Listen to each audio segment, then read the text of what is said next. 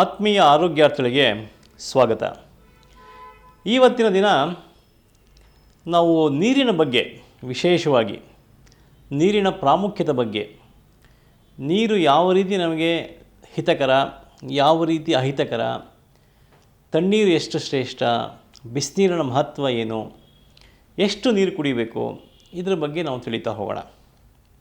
ಜಲ ಅರ್ಥಾತ್ ಜೀವಜಲ ನಮ್ಮ ಇಡೀ ದೇಹದ 60ರಿಂದ 75 ಭಾಗ ಅಂತ ಅಂದ್ಕೋಬೋದು. 60 to 75% ದೇಹ ನೀರಿನಿಂದ ಕೂಡಿರುತ್ತೆ. ಅದರಲ್ಲೂ ಬ್ರೈನು, ಹಾರ್ಟು ಇವೆಲ್ಲ ಅಬೋವ್ 80% ಇರುತ್ತೆ.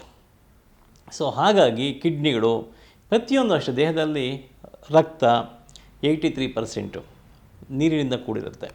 ಸೊ ಹಾಗಾಗಿ 60ರಿಂದ 70-75 ಭಾಗದಷ್ಟು ಇಡೀ ದೇಹ ತನ್ನ ತೂಕದ 75 ಭಾಗದಷ್ಟು ಬರೀ ನೀರನ್ನು ಹೊಂದಿರುತ್ತೆ. ಸೊ ಹಾಗಾಗಿ ಇಡೀ ಜಗತ್ತು ಅಷ್ಟೇ 71ರಷ್ಟು ಇಡೀ ಭೂಮಂಡಲದಲ್ಲಿ ನೀರೇ ತುಂಬಿಕೊಂಡಿದೆ. ಬಟ್ ನಮಗೆ ಅದರಲ್ಲಿ ಸಿಗುವಂಥದ್ದು ಕೇವಲ 2.5-3% ಮಾತ್ರ ಶುದ್ಧ ಜಲ ಸಿಗುತ್ತೆ. ಸೊ ಅದು ಯಾವ ರೀತಿ, ನದಿ ನೀರಾಗಿರ್ಬೋದು, ಅಥವಾ ಬೋರ್ವೆಲ್ ವಾಟರ್ ಆಗಿರ್ಬೋದು, ಬಾವಿ ನೀರಾಗಿರ್ಬೋದು, ಇವೆಲ್ಲವೂ ಒಂದು ಮ್ಯಾಕ್ಸಿಮಮ್ 3% ಸಿಗುತ್ತೆ. ಅದರಲ್ಲೂ ನಮಗೆ ಶುದ್ಧವಾಗಿ ಕುಡಿಯೋಕ್ಕೆ ಸಿಗುವಂಥದ್ದು ಪೋರ್ಟಬಲ್ ವಾಟರ್ ಅಥವಾ ಡ್ರಿಂಕಿಂಗ್ ವಾಟರ್ ಅಂತ ಏನು ಕರಿತೀವಿ, ಅದರಲ್ಲಿ ಪರಿಶುದ್ಧತೆಯನ್ನು ನಾವೇ ಕಂಡುಕೋಬೇಕಾಗತ್ತೆ. ಅದು ಎಷ್ಟು ಮಾತ್ರ ಶುದ್ಧ ಇದೆ ಅನ್ನೋದನ್ನು ನಾವು ತಿಳ್ಕೊಂಡು ಬಳಸಬೇಕಾಗತ್ತೆ. ಸೊ ಆತ್ಮೀಯ ವೀಕ್ಷಕರೇ, ನೀರಿಗೆ ತನ್ನದೇ ಆದಂಥ ಮಹತ್ವ ಇದೆ. ಸೊ ಯಾವುದೇ ದೇವಸ್ಥಾನಕ್ಕೆ ಹೋದಾಗ ನಾವೇನು ಮಾಡ್ತೀವಿ, ತೀರ್ಥ ಪ್ರಸಾದಗಳನ್ನ ಸೇವನೆ ಮಾಡ್ತೀವಿ. ಸೊ ತೀರ್ಥ ಹಾಕಬೇಕಾದ್ರೂ ಹಾಗೇ ಯಾವ ರೀತಿ ಆ ಒಂದು ನೀರಿಗೆ ತನ್ನದೇ ಆದಂತಹ ಒಂದು ಮೆಮರಿ ಪವರ್ ಇರುತ್ತೆ. ಅದು ಯಾವ ರೀತಿ ಒಳ್ಳೆಯ ಮಂತ್ರಗಳಿಂದ ನೀರನ್ನು ನಾವು ಪ್ರೋಕ್ಷಣೆ ಮಾಡ್ತೀವಿ, ಒಳ್ಳೆಯ ಮಂತ್ರಗಳಿಂದ ನೀರನ್ನು ತೀರ್ಥ ರೂಪದಲ್ಲಿ ನಾವು ಸೇವಿಸ್ತೀವಿ.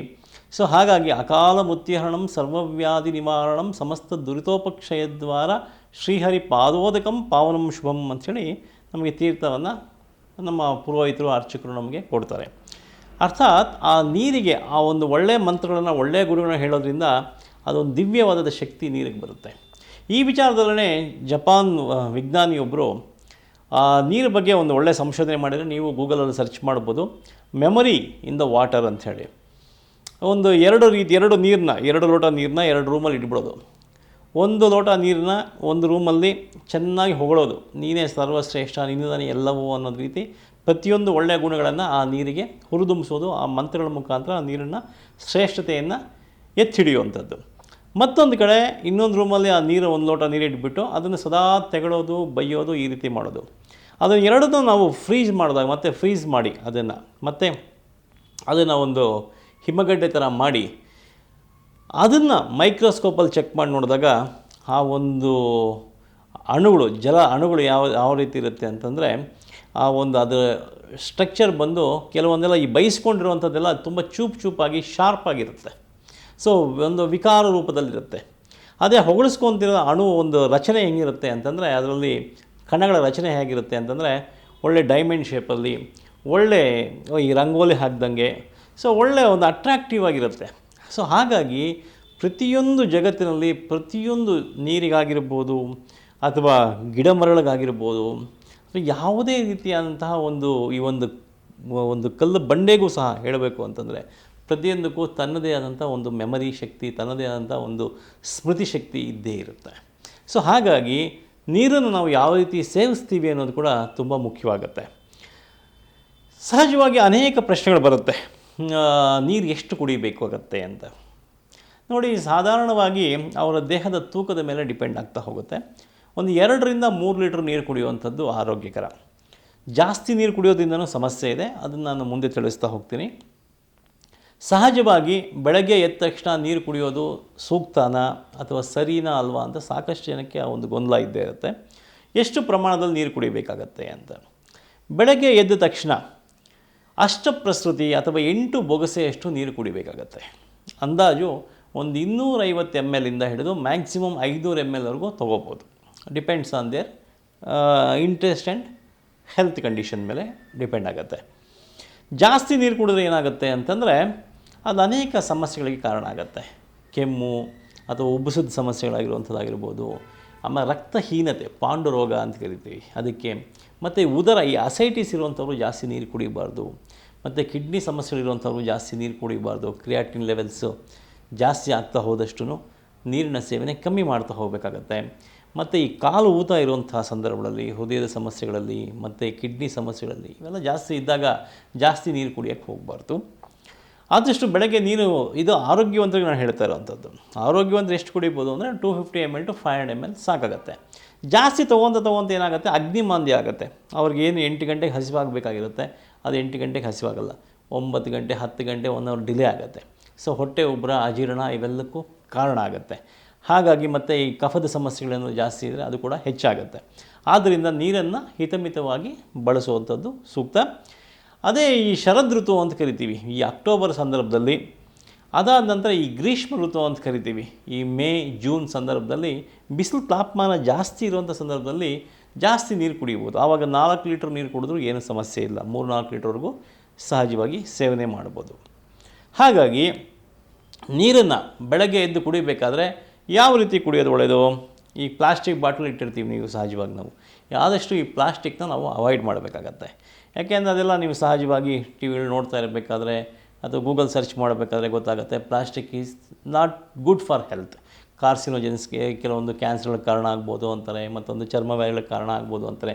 ಬಟ್ ಯಾವುದೇ ರೀತಿ ಈ ಸಂಸ್ಕರಿಸಿದ ನೀರು ಮತ್ತು ತುಂಬ ಕಾಲದಿಂದ ಇರುವಂಥ ನೀರು, ಈ ಪ್ಲಾಸ್ಟಿಕ್ ಬಾಟ್ಲ್ ಇರುವಂಥ ನೀರು ಯೂಸ್ ಮಾಡೋದು ಖಂಡಿತ ವರ್ಜ್ಯ, ಅದು ಅಷ್ಟು ಒಳ್ಳೆಯದಲ್ಲ.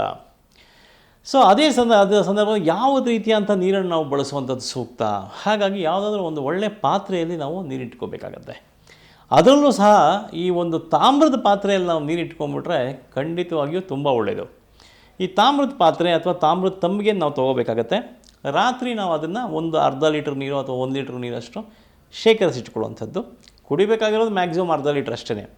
ಬಟ್ ಒಂದು ಅರ್ಧ ಲೀಟ್ರ್ ನೀರನ್ನ ರಾತ್ರಿ ಶೇಖರಣೆ ಮಾಡಿಟ್ಕೊಂಡು ಬೆಳಗ್ಗೆ ಕೆಲವೊಂದು ಈ ಪಿತ್ತ ಪ್ರಕೃತಿ ಇರುವಂಥವ್ರು, ತುಂಬ ದೇಹ ಹೀಟ್ ಆಗುತ್ತೆ, ಉಷ್ಣ ಆಗುತ್ತೆ, ಸ್ವಲ್ಪ ಈ ಗ್ಯಾಸ್ಟ್ರಿಕ್ ಇರುವಂಥವ್ರಿಗೆ ಏನಾಗುತ್ತೆ, ಡೈರೆಕ್ಟಾಗಿ ತಣ್ಣೀರು ಸೇವನೆ ಮಾಡ್ಬೋದು.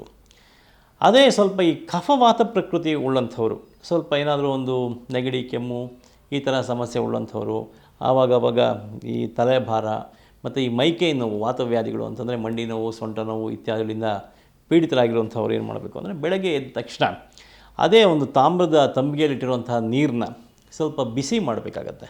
ಬಿಸಿ ಮಾಡಿ ಉಗುರು ಬೆಚ್ಚಗಿದ್ದಾಗ ಸೇವನೆ ಮಾಡುವಂಥದ್ದು ದಿ ಬೆಸ್ಟ್ ಆಗುತ್ತೆ.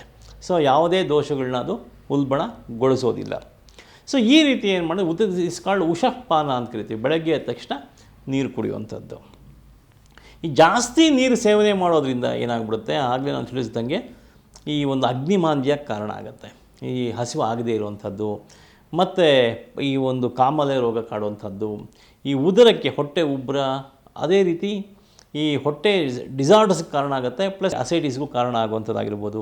ಮತ್ತು ಅತಿಸಾರ, ಜಾಸ್ತಿ ಪದೇ ಪದೇ ಮೋಷನ್ಗೆ ಹೋಗಬೇಕು ಅನ್ಸೋದು, ಬೇದಿ ಜಾಸ್ತಿ ಆಗುವಂಥ ಕಾರಣ ಆಗುತ್ತೆ ಜಾಸ್ತಿ ನೀರು ಕುಡಿಯೋದ್ರಿಂದ. ಮತ್ತು ಅದೇ ರೀತಿ ಅರ್ಷಸ್ಗೂ ಕಾರಣ ಆಗುತ್ತೆ. ಸೊ ಪೈಲ್ಸ್ ಬರೋಕ್ಕೂ ಕಾರಣ ಆಗುತ್ತೆ ಅಂತ ಶಾಸ್ತ್ರ ಹೇಳುತ್ತೆ. ಅದಾದ ನಂತರ ಈ ಕಾಲು ಊತುಗಳು ಜಾಸ್ತಿ ಆಗುತ್ತೆ, ಗುಲ್ಮುಗಳು, ಹೊಟ್ಟೆಯಲ್ಲಿರುವಂಥ ಗುಲ್ಮುಗಳು, ಈ ಸ್ಪ್ಲಿನೋಮೆಗಾಲಿ ಅಂತ ಕರಿತೀವಿ, ಮತ್ತು ಹೆಪಟೋಮೆಗಾಲಿ ಅಂತ ಕರಿತೀವಿ. ಒಂದು ಏನಾಗ್ಬಿಡುತ್ತೆ ಅಂತಂದರೆ ಸ್ವಲ್ಪ ಈ ಒಂದು ಲಿವರ್ ಸೈಜ್ ದೊಡ್ಡದಾಗೋದಕ್ಕೆ ಮತ್ತು ಸ್ಪ್ಲೀನ್ ಸೈಜ್ ದೊಡ್ಡದಾಗೋದಕ್ಕೆ ಇವಕ್ಕೆಲ್ಲಕ್ಕೂ ಅದು ಕಾರಣ ಆಗುತ್ತೆ. ಮತ್ತು ಕೆಲವೊಂದು ಗಂಟೆಗಳಾಗಲಿಕ್ಕೂ ಹೊಟ್ಟೆಯಲ್ಲಿ ಮತ್ತೊಂದರಲ್ಲಿ ಕಾರಣ ಆಗುತ್ತೆ ಅಂತ ಶಾಸ್ತ್ರ ಹೇಳುತ್ತೆ. ಮತ್ತು ಕೆಮ್ಮು ಮತ್ತು ದಮ್ಮು ಕೂಡ ಜಾಸ್ತಿ ಆಗುತ್ತೆ ನೀರಿನ ಸೇವನೆ ಅಧಿಕವಾದಾಗ. ಅದೇ ನೀರು ಕಡಿಮೆ ಕುಡಿದಾಗ ಏನಾಗ್ಬಿಡುತ್ತೆ ಅಂತಂದರೆ ಸಹಜವಾಗಿ ವಿಬಂಧ, ಮಲಬದ್ಧತೆ ಕಾರಣ ಆಗುತ್ತೆ. ದೇಹದಲ್ಲಿ ನೀರಿನ ಅಂಶ ತುಂಬ ಕೊರತೆ ಆದಾಗ ಏನಾಗುತ್ತೆ, ಈ ಚರ್ಮ ಎಲ್ಲ ಸುಕ್ಕುಗಟ್ಟಕ್ಕೆ ಶುರು ಆಗುತ್ತೆ, ಡ್ರೈ ಸ್ಕಿನ್ಗೆ ಕಾರಣ ಆಗುತ್ತೆ. ಕೆಲವೊಂದು ರಕ್ತ ವಿಕಾರಗಳು ಜಾಸ್ತಿ ಆಗುತ್ತೆ, BP ಫ್ಲಕ್ಚುಯೇಷನ್ಸ್ ಜಾಸ್ತಿ ಆಗುತ್ತೆ.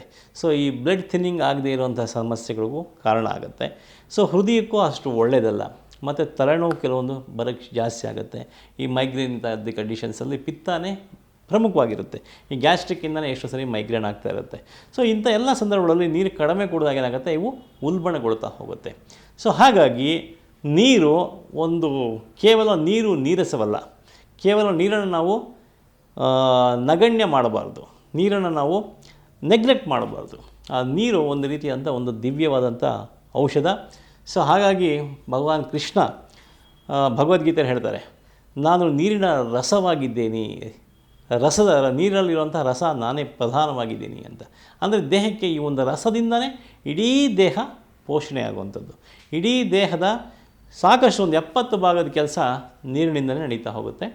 ಸೊ ಮುಂದಿನ ವಿಚಾರದಲ್ಲಿ ಯಾವ ರೀತಿ ಎಷ್ಟು ಯಾವ್ಯಾವ ಸಂದರ್ಭದಲ್ಲಿ ಯಾವ್ಯಾವ ಸಮಸ್ಯೆಯಲ್ಲಿ ಎಷ್ಟು ನೀರು ಕುಡಿದ್ರೆ ಒಳ್ಳೆಯದು ಅಂತ ತಿಳ್ಕೊಳ್ಳೋಣ. ನಮಸ್ಕಾರ.